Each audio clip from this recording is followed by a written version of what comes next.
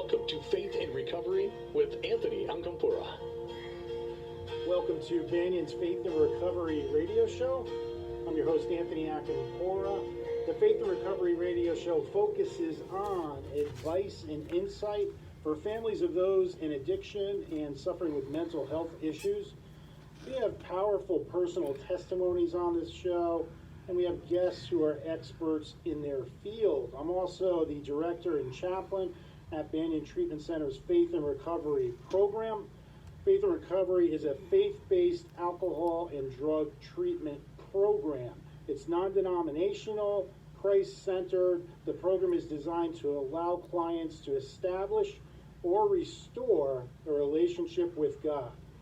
If you or someone you know is in need of substance abuse treatment, contact us at 888-270-5712.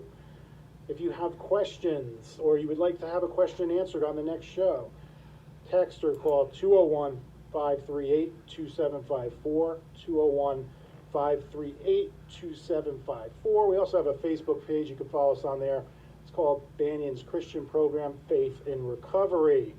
All right, we're going to move on here. We have a really good guest here today. Blessed to have him. He's in studio here. Very special guest. Minister Desmond Cook is the Broward Metro Director for the Fellowship of Christian Athletes. He previously served as Chief Operating Officer for a major healthcare tech company. We're going to talk a little bit about that. He's a Stanford University alumni. Welcome to Faith and Recovery, Minister Desmond Cook. All right, thank you for having me. There he is. All right. So let's just get right into it. Tell us a little bit about yourself. Tell us a little bit about your journey, because you kind of, I think you were already had a faith, a strong faith, and then you were in this corporate environment for a period of time, and now you're back in ministry. So tell us a little bit about that. I mean, I was blessed to be raised by two parents that raised my brother and I up in the ways of the Lord. I grew up going to church, so I certainly knew who the Lord was at an early age. I went to Stanford University. I was blessed to have an awesome Christian coach in Tyrell Willingham. Had an awesome team chaplain in Jim Stump, and was able to just talk life. Wednesday afternoons, we'd meet in White Plaza and just try to figure this thing out, doing this Christian walk, playing ball, dealing with social issues on campus and off and things of that nature. But I'd say, in looking back, the relationship I had with Jesus is probably more of a transactional one, looking back now.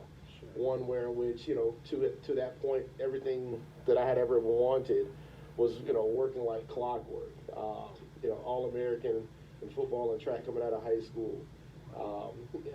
Turning down a scholarship to Harvard to take the full scholarship to Stanford, being recruited by everyone nationally. Things were going well, and I remember even submitting my 10-year plan to God. I was like, look, God, we got a good thing going here, so here's my deal. Here's the deal. Yeah. I need 10 years in the league. I'll get married at 25, have my first kids at 27. I had the full plan. Everything worked out. I was like, at the end of that career, Lord, I'll have the platform that I need to get out there and glory, give you the glory. I got you. As if he needed my help to get him, to bring him glory. Exactly. And so I think the problem, of course, when having a transactional relationship like that, of course, is when one end of the transaction doesn't occur. Right. What happens to the deal, if you will? And that was the deal. I was trying to make deals, and so I did. I finished playing football way earlier than I anticipated. 2 fractured ankles, a fractured capsule, a torn rotator cuff, and a subluxation in my shoulder, all within 18 months. That ended that dream relatively quickly, and I became a tad bit jaded at that point. I'm like, look, I've done everything you asked me to do. I didn't drink, I didn't smoke, I wasn't having sex, and I was doing all this stuff, going to church, going to Bible study, doing community service, and my career is done, and everybody else who was doing all of, just the opposite, they're playing, 8, 10, 12 years. Yeah. And it was at that time that I kind of really delved into the world. Probably a downside of sometimes being smarter than what you think you are. You try to rationalize things. And so I was like, well, look, technically, I'm already saved. So, I can dabble in the world and I'll be good. But, praise God, finally, certainly using my brother as an anchor, Calvary Chapel, which was huge for me during that particular portion of my life, recommitted my life to Christ. Nice. And it was around this time where, in my recommitment to Christ, that things with my partners at my company that I built, that's when our paths began to diverge. And ultimately, in just complete surrender to Christ, it was time for me to move on from the thing that I built from scratch. We had a day named after us here in Broward County by the mayor and the commissioners. Wow. So to kind of let that go, that was something I was unwilling to do. I tell people all the time, be careful what you pray for. Yeah. There are numerous times during this whole, during the building of the company, I was like, all right, Lord, look, so far so good, but if you ever want me to do something different, just let me know. Yeah. And I think he had told me a few times that I wasn't ready to listen. But so That's here we are, amazing. man. We're doing ministry full time, and much like Paul, I'm the least worthy of all, but it's by the grace of God that I have the privilege to share his gospel. Beautiful, beautiful. Thank you so much for sharing that. I don't think I've known too many people turning down full scholarships to Harvard. That's pretty impressive. But, like as you were saying that, sometimes we have, people will have relationships like that, like you said, transactional with God. It's not a contract like negotiation. And we're like, I got this figured out. God, this is what we should do. We think about when we say the Lord's Prayer, the Our Father, we say, Thy, which is your kingdom come, your will be done. Yet all of a sudden we take our will back, 2 seconds later. Right. So it's interesting how that works. But tell us a little bit about, it's an interesting background. Tell us a little bit about the Fellowship of Christian Athletes. How'd you get involved with that? What goes on there? What is that for people that have no idea what that is? Oh, man, it's an amazing ministry that really seeks to meet young people at their passion, if you will, and the passion, of course, being athletics. So look, athletes are used all the time to endorse products commercially. And so the founder of Fellowship of Christian Athletes, back in 50 or whatever it was, decided, well, look, if the companies are using athletes to promote and to endorse products, why not find and share the gospel with athletes so that they can use their platform to endorse Jesus Christ? Right. This is what FCA is all about. We go into schools, and our heart is really, man, to minister to and through the coaches to our student athletes, understanding that student athletes have a natural platform even in the high school level, right? Right. I tell kids all the time, I don't care if you're fourth string on a 3D bench, if you get to wear the jersey, there are a lot of people in the school that still look up to you because of the fact that you're on that team. So utilize your platform. God's giving you that ability for a particular reason, so utilize it while you have it for God's glory, for your classmates. That's awesome. I love it. That is so powerful. So these are just teams, but you guys have this organization, and some people, are they just Christian athletes, or is it, how does that work? Yeah, great question. So, I mean, the organization isn't only for Christians, and that's the beauty and kind of what separates us from a lot of other campus ministries. Like, we're not only targeting Christians. We're saying, hey, look, play football, basketball, soccer, lacrosse, whatever the sport is, whatever your passion is. We're going to come to you, meet you at your passion. We're going to do character coaching. We're going to build relationships with you, and then we're going to present the gospel. Yes. So we're going to share it to everybody, whether you're a believer or not, because one, that's what we've been mandated to do anyway, right? Yeah. Jesus Christ didn't say, hey, by the way, if you get a chance, tell the people about me. Yeah. No, the Great Commission. We were told to go make disciples of all the nations. Absolutely. Not nations that look like us, not nations that already believe like us, but all of them. That's so awesome.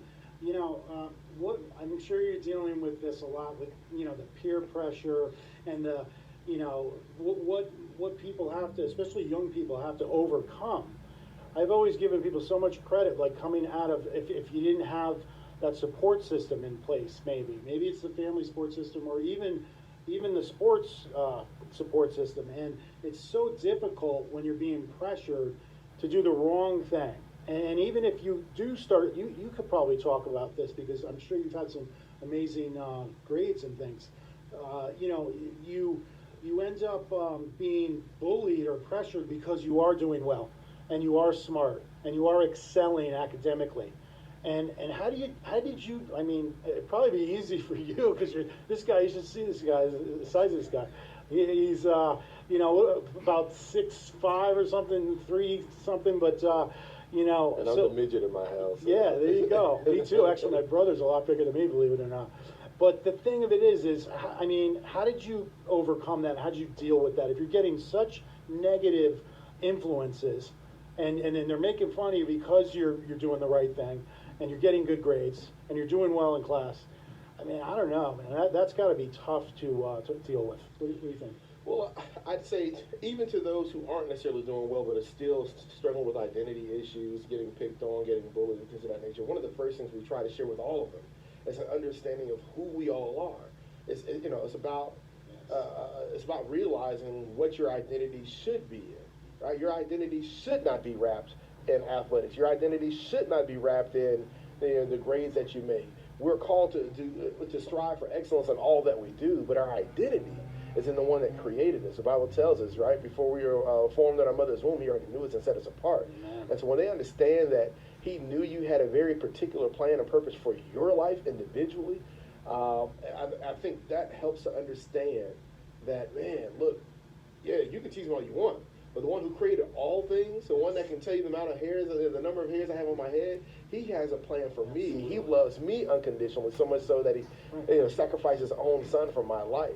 And so we try to begin there and just trying to help them with our identity. That's beautiful. That is so important, and that they have value and they have worth. Because a lot of people, you're around people that are telling you you're worthless, whether it's your family or your friends, and you start to believe that. When I was I got in a lot of trouble when I was growing up. In junior high school, I actually stayed back in 7th grade. I got in so much trouble, it was just a nightmare. I skipped 8th grade. I went to summer school. I never went to 8th grade. I went from 7th to 9th. But over that period of time, I was hanging around with all the wrong people, getting in trouble like crazy, not focusing at all really on school. And during this summer, between 9th and 10th grade, I started hanging around with guys from the football team, athletes. And all of a sudden, the peer pressure went from doing all this craziness and getting in trouble and stuff like that to, why aren't you playing football? What's going on? You should be coming out. So now, that's why I talk about peer pressure a lot, because it is so powerful. Those few weeks of hanging out with those guys that were athletes and changing my mindset really changed the whole direction of my life, you know? And it could happen that fast, for good or bad. Or for bad. Yeah, exactly. Right. So it's so important that, you know, my father used to always say, tell me who your friends are and I'll tell you who you are, right? Never listened growing up, but I wish I did. But it's so true, you know? But when you're in that, and it really goes back to who am I pleasing, you know? Am I people pleasing? Am I trying to impress these guys around that are my friends? Or do I have an audience of one? Yeah. That's right? It goes back to that. Absolutely correct. We are his workmanship. Other translation, we are his masterpiece. Yes. And I don't know, when I think about masterpiece, I think about all the great artists in the history of mankind. The Michelangelo, Leonardo, and all the other Ninja Turtles, right? They created their pieces of art to do what? Yeah. To show off. And so much in that same vein, we are God's masterpiece, his workmanship. So we are created to do good things and walk in them, right? So he wants to show us off, but we have to allow him to work through it so he can show us off. Absolutely. Well said. Very well said. We're going to need to take a quick break. We will be right back. We're here with Minister Desmond Cook. I'm Anthony Acampora, Faith and Recovery. We'll be right back. Are you struggling with addiction or mental health disorders? Banyan Treatment Center's Faith and Recovery program helps people at the depths of their despair, spreading the word that recovery is possible through the power of Christ. Cry out to him. Where are you, God? Where are you? I don't feel you. Where's your presence? Why are you allowing this to happen? He already knows our thoughts anyway. We might as well just put it out there. Program Director Anthony Acampora will help you discover how God can turn your mess into your message. Call Banyan Treatment Center for help now. 888-230-3122. Again, that's 888-230-3122.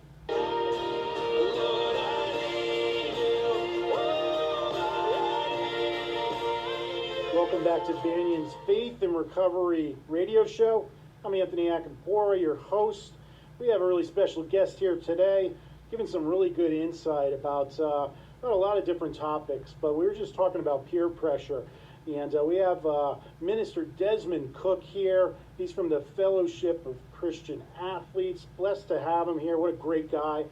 Let's talk a little bit about what are some of the major obstacles. You're dealing with so many, young people in sports and things like that. What are some of the obstacles that keeps people, maybe a young person, from a relationship with God? One of the things, of course, would be just not having the love of God and having the love of Christ being bestowed upon them.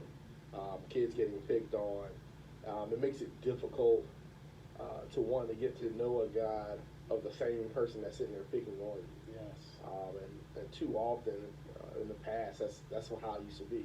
Some of the same people you would go to church would be the same people that would pick on you for doing well in the classroom, or doing your homework and things of that nature, or whatever your malformation may be.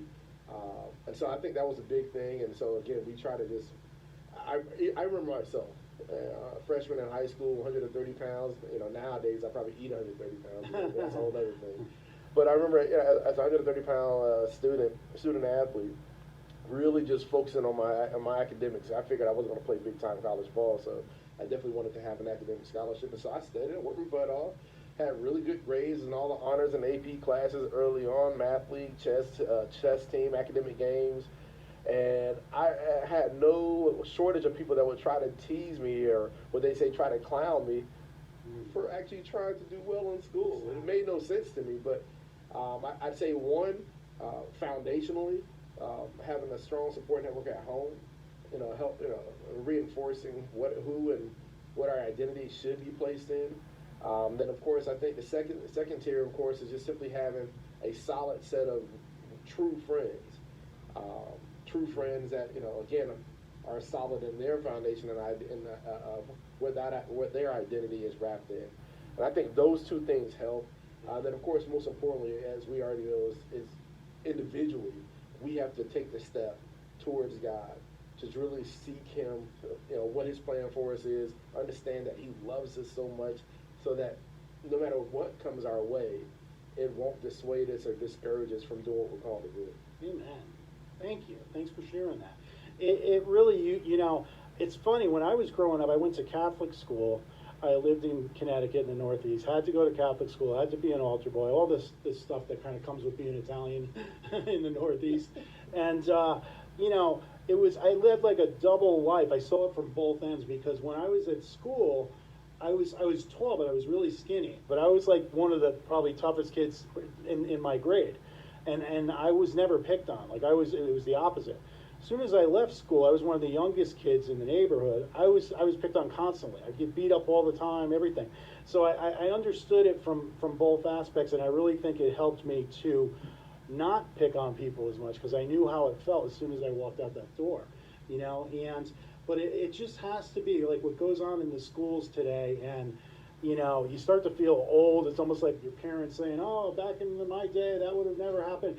And it really, I look at some of the stuff that's going on in the schools. There used to be an airport behind my junior high, and if somebody had a problem with someone, there would be a fight. I'd be like, "Okay, yeah, they're going to fight in the airport, 3 o'clock." And everybody would go there, and the person would fight. It'd be like a wrestling match, really. And that was it. And that was the end of it. Here, these things go on. They're on social media for years, and it's unbelievable what kids have to deal with. And you're on the front lines of it. How do you encourage those who are being bullied, or who are just having a difficult time, really struggling interacting with people?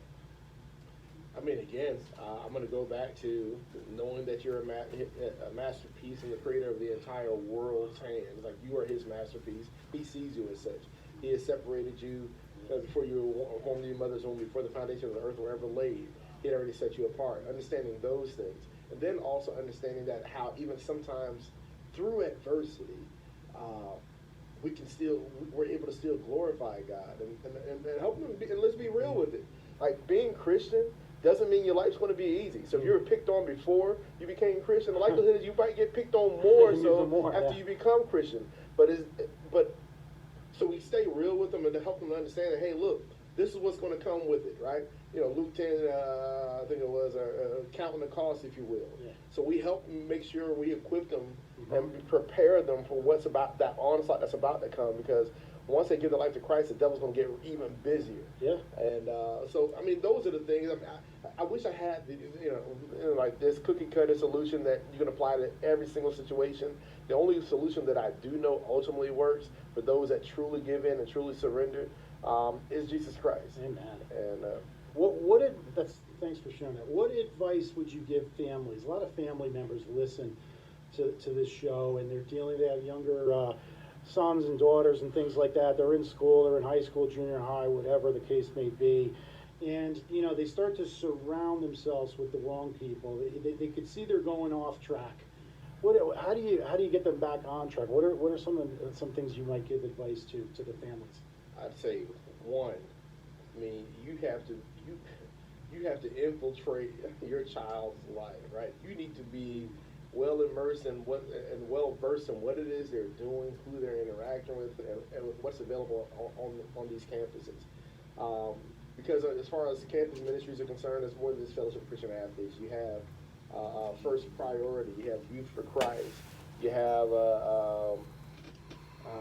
something's closet.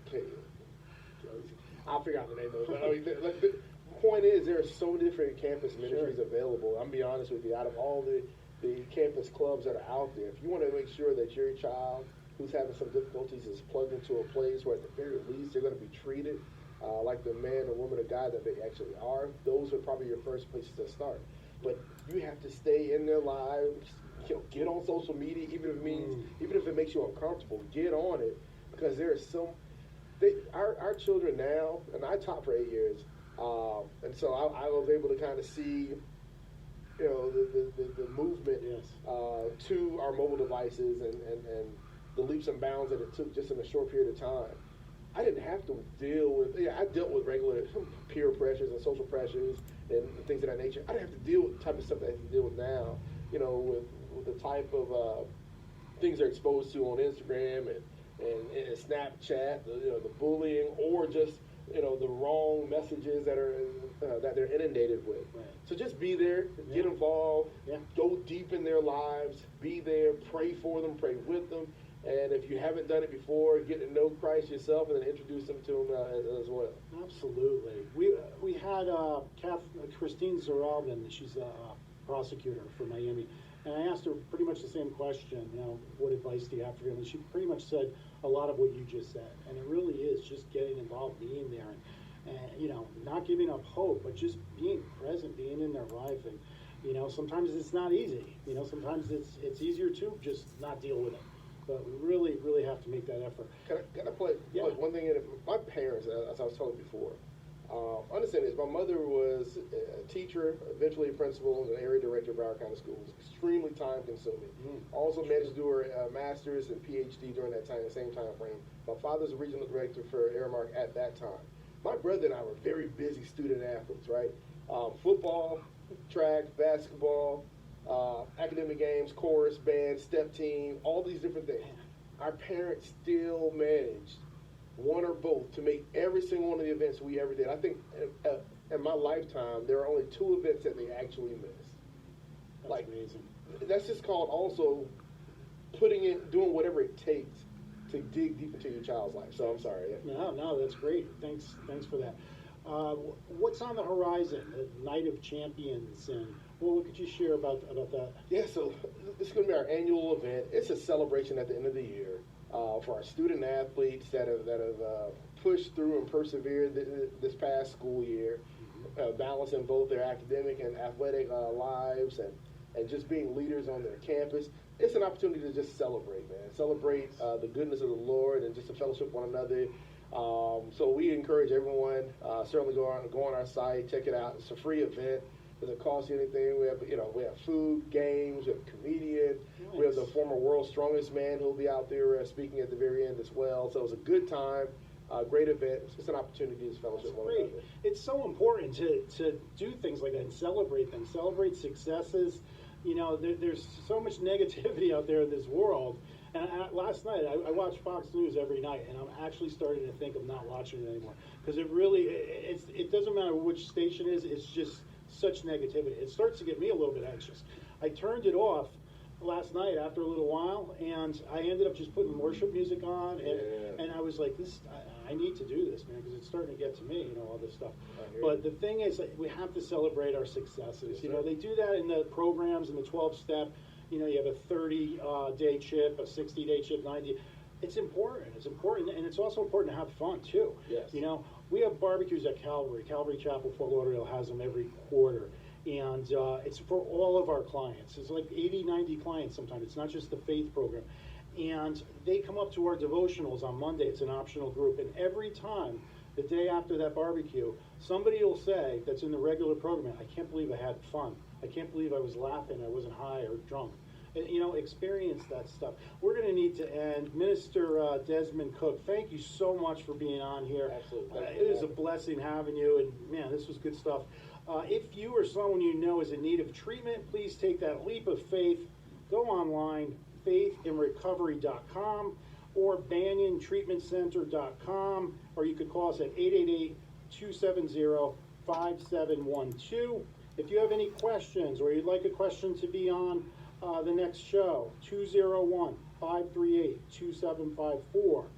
Text me or call 201-538-2754. I'm Anthony Acampora. Thank you for joining us. Psalm 147:3. He heals the brokenhearted and he binds up their wounds. God bless you. God bless you. Thank you so much.